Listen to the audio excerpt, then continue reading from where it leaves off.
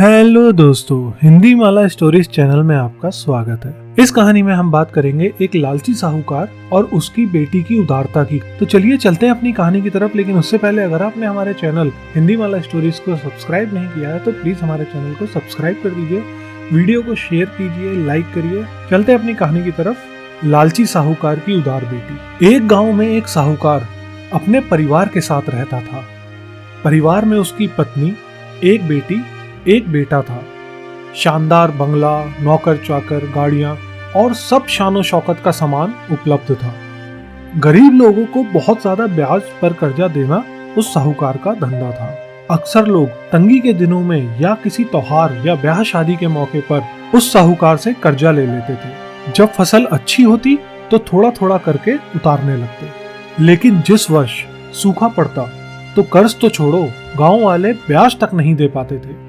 इसी का फायदा उठाकर वो साहूकार उनकी जमीनों पर कब्जा कर लेता। कब्जा करके उन्हें बेच देता और खूब पैसे कमाता। इस धंधे में उसका बेटा भी उसकी मदद करता। दोनों बाप बेटे हर समय किसी न किसी गरीब की जमीन हड़पने की योजना ही बनाते रहते थे। एक दिन शहर से एक व्यापारी आया और साहूकार से गांव में जमीन खरीदने की इच्छा बताई। साहूकार की खुशी का ठिकाना ना रहा। घर बैठे बिठाए जमीनों का ग्राहक जो मिल गया था। साहूकार ने उस व्यापारी को बहुत सी जमीनें दिखाई जो उसने कर्ज के बदले गांव वालों से हथिया ली। लेकिन उस व्यापारी को कोई भी जमीन पसंद न आई। गांव में घूमते हुए व्यापारी को एक जमीन का टुकड़ा पसंद आया। उसने साहूकार से उस जमीन के बारे में पूछा तो साहूकार सोच में पड़ गया। असल में वो जमीन तो एक बिन माँ बाप की लड़की की थी जो वहां पर रहती थी। उस लड़की के माँ बाप ने साहूकार से 50,000 रुपए कर्ज लिया था, मगर उसे चुकाने से पहले ही उनकी मृत्यु हो गई। बेसहारा लड़की की हालत देख गांव की पंचायत ने साहूकार से उस जमीन पर कब्जा ना करने को कहा।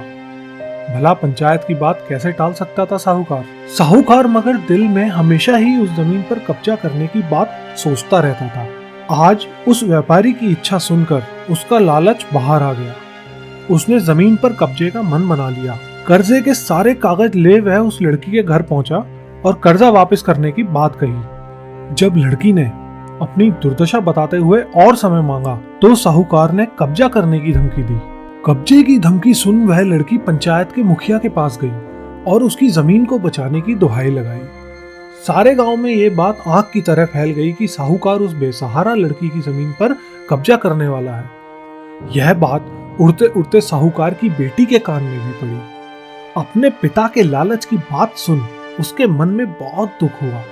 उसने अपने पिता से इस बारे में बात करने की कोशिश की, लेकिन साहूकार को तो सिर्फ बहुत बड़ा मुनाफा ही दिख रहा था। उसे बेसहारा लड़की की दुर्दशा और अपनी बेटी के निवेदन का कोई असर न हुआ और उसने उस जमीन पर कब्जे का ऐलान कर दिया। साहूकार की बेटी ने भी जिद पकड़ ली कि उस लड़की की जमीन पर कब्जा ना होने दूंगी, और अपनी एक न चलती देख उसके दिमाग में एक योजना सूझी।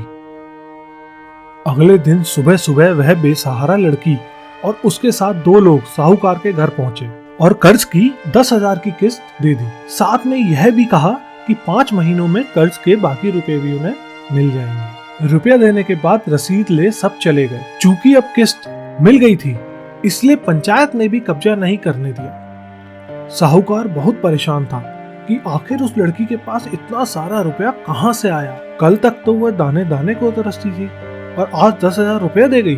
कुछ भी ना समझ आने पर उसने गांव वालों से भी पूछताछ की, लेकिन कोई भी रुपयों के बारे में नहीं जानता था। कुछ दिनों बाद वह लड़की फिर 2 गांव वालों के साथ आई और कर्ज की बाकी रकम चुकाकर रसीद और कर्ज के सारे कागज ले लिए।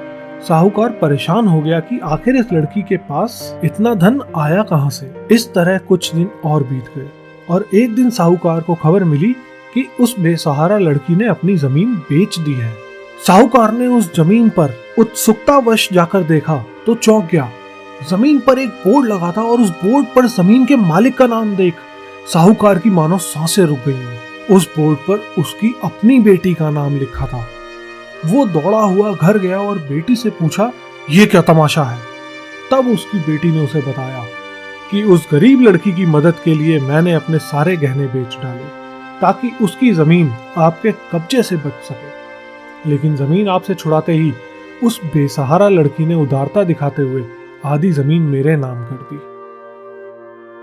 बेटी ने साहूकार को समझाया, आप तो उस लड़की का आखिरी सहारा भी छीन रहे थे, मगर उस लड़की का बड़प्पन तो देखो, उसने जमीन छुड़ाते ही मेरे गहनों के बदले अपनी आधी जमीन मुझे दे दी। ये सब सुन साहूकार को शर्मिंदगी महसूस हुई और उसने भविष्य में कभी भी किसी की जमीन ना हड़पने का वचन दिया। इसलिए दोस्तों, लालच वाकई में बहुत बुरी बला है। खुद भी जियो और दूसरों को भी जीने दो। उदारता अपने मन में जरूर रखो। थैंक यू दोस्तों, ये थी हमारी आज की कहानी। मिलते हैं कल एक और अच्छी कहानी के साथ। तब तक के लिए शुक्रिया।